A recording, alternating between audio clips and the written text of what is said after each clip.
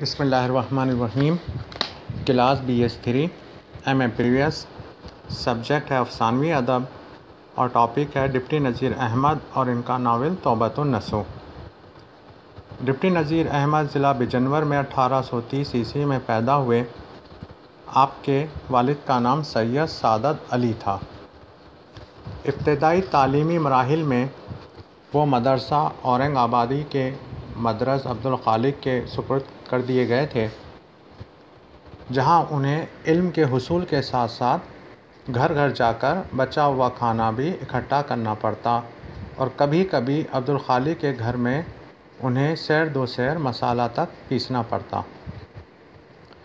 والد کے انتقال کے بعد آپ نے تعلیم کی طرف توجہ زیادہ دی. 8 سال تک شدید محنت کے بعد 1854 عیسوی میں کالج کی تعلیم مکمل کی. آپ نے منشی عبداللہ خان سے انگریزی سیکھی. 1863 عیسوی میں ڈپٹی کلکٹر بنا دیے گئے. حیدرآباد دکن میں اپنی قابلیت اور محنت کے ذریعے ترقی کرتے کرتے بورڈ آف ریونیو کے ممبر ہوئے. ان کی تصانیف میرات العروض اور توبۃ النصوح پر حکومت کی جانب سے انعام ملا اور بعد میں شمس العلماء کا خطاب ملا. زندگی کے تجربات، محنت، ریاضت اور علمی بصارت کے سبب ان کی تقریر میں لطافت، ظرافت، فصاحت اور بلاغت کی روانی آ گئی تھی. ڈپٹی نذیر احمد نے اپنی تحریروں کے ذریعے ملک و قوم کی جو خدمت کی وہ اردو ادب کا ایک بنیادی اور گراں قدر سرمایہ ہے. انہوں نے خواتین کی رہنمائی کے لیے تصانیف تخلیق کی. حقوق اور فرائض کے ضمن میں مضامین کے علاوہ قانونی کتابوں کے اردو تراجم بھی ان کی انفرادیت کا حصہ ہیں.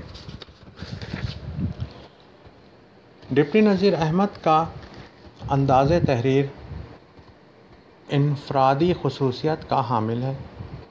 ان کی تحریر میں خالص دہلی کی زبان، محاوروں کا استعمال، بیان کی روانی اہم ہے. کبھی کبھی مشکل فارسی اور عربی کی تراکیب ان کی تحریر کو بوجھل بنا دیتی ہے، لیکن ان کی تحریر میں ظرافت کا ایک مخصوص اسلوب ان خامیوں کے باوجود ان کی تحریر کو بے لطف نہیں ہونے دیتا. ان کے ناول میں کردار کی مناسبت سے زبان کے استعمال نے دہلی کی اس مخصوص زبان کو محفوظ رکھنے میں اہم کردار ادا کیا.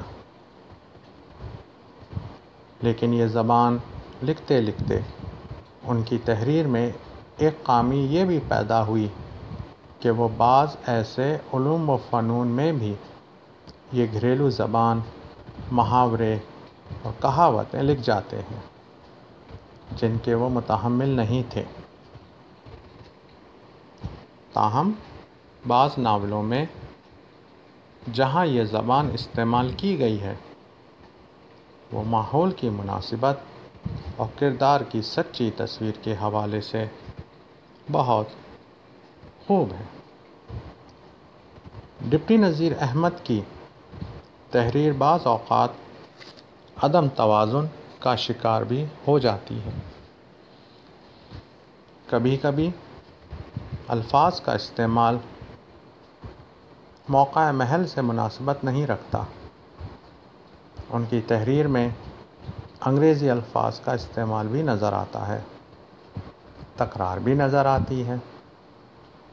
ڈپٹی نذیر احمد کے پیش نظر اس کے لکھنے والوں کا مقصد گھر کی لڑکیوں کی تربیت کرنا تھا. اس لیے نصیحت کے ساتھ ساتھ ایک خاص نقطۂ نظر کی تکرار پیدا ہوئی. فکری اعتبار سے ڈپٹی نذیر احمد کے ناول مستقبل کی تصویر پیش کرتے ہوئے نظر آتے ہیں. اب ہم چلتے ہیں ان کا ناول توبۃ النصوح کی جانب. توبۃ النصوح کا فنی مقام متعین کرنے کے لیے ہمیں 3 باتوں کو مد نظر رکھنا چاہیے۔ سب سے پہلے زندگی کا خارجی پہلو یعنی سماجی پس منظر، اس کے بعد زندگی کا داخلی پہلو یعنی کردار نگاری، اور تیسرا ہے مصنف کا زاویہ نگاہ۔ توبۃ النصوح مسلم معاشرے کے سدھار کے مقصد کو پیش نظر رکھ کر لکھی گئی تھی، اس لیے اس میں مسلمانوں کے دین کے بارے میں عمومی رویے کو بڑی وضاحت سے پیش کیا ہے۔ ڈپٹی نذیر احمد نے جو تصویر پیش کی ہے اس کا ہر پہلو پوری طرح آپ کے سامنے تھا۔ اس میں نئے سیاسی حالات اور نئی تہذیب کے عناصر پیش کیے گئے ہیں۔ ہمارے نقاد ڈپٹی نذیر احمد کو سماجی شعور سے بالکل ہی بہرا سمجھتے ہیں۔ بقول ڈاکٹر قمر رئیس، وہ اس نئی تہذیب، کلچر اور نظام فکر و عمل سے جو قدر کے بعد تیزی سے ابھر رہا تھا، یا تو بے خبر تھے اور یا پھر گریزاں۔ انہوں نے یہ بات محسوس کر لی کہ نئے علوم نے پرانے علوم کی حیثیت کو یکسر ختم کر دیا ہے۔ وہ تمام برائیاں جن کی وجہ سے آج ہم پریشان ہیں، مغرب کی اندھی تقلید کے سبب آج ہمارے سامنے ہیں۔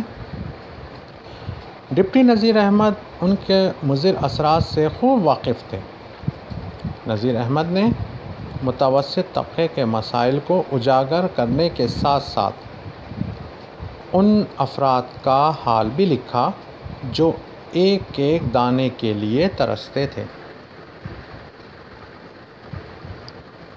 محنت مزدوری کرنے والے، یہاں تک کہ خوشحال طبقے کے نخرے بھی آپ کے یہاں نظر آتے ہیں۔ انہوں نے ہر طبقے کی ترجمانی کے لیے زبان کو عوامی سطح پر رکھا ہے۔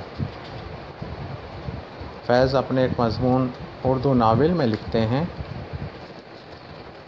ایک خاص نوع کی واقعیت نگاری میں ہم نے ابھی تک نذیر احمد کا جواب پیدا نہیں کیا۔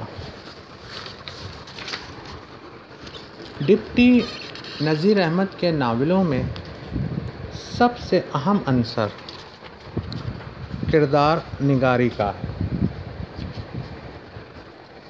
انہوں نے جو معیار کردار نگاری میں اپنایا وہ بات کے بہت سے مصنفین سے بہتر ہے۔ انہوں نے اپنے عہد کے جیتے جاگتے معاشرتی ماحول سے وابستہ کردار تخلیق کیے۔ اکبری، اصغری، ماما عظمت، کلیم، ظاہر دار بیگ، یہ سب اس معاشرے کے مختلف طبقات، حالات اور رجحانات کے نمائندہ ہیں۔ یہ کردار شخصیت اور ماحول میں ان کے خارجی اور ذہنی عمل میں ایک ہم آہنگی پائی جاتی ہے۔ آپ نے مقصد کے پیش نظر اسے ہر جگہ کامیاب و کامران نہیں کرایا، بلکہ اولاد پر سختی کے مضر اثرات کا احساس کرتے ہوئے ضبط و تحمل کا درس دیا۔ آپ کرداروں کی نفسیات کو بھی سامنے رکھتے تھے۔ اس ناول میں نسو کی زندگی کے دو رنگ پیش کیے گئے ہیں۔ خواب کے بعد وہ اپنی زندگی دین کے مطابق گزارنا چاہتا ہے، لیکن اس راہ میں اسے مشکلات کا سامنا کرنا پڑتا ہے، لیکن اسے کامیابی نصیب ہوتی ہے۔ نسو کے مقابل فہمیدہ کا کردار ڈپٹی نذیر احمد کی فطرت شناسی کا عکاس ہے۔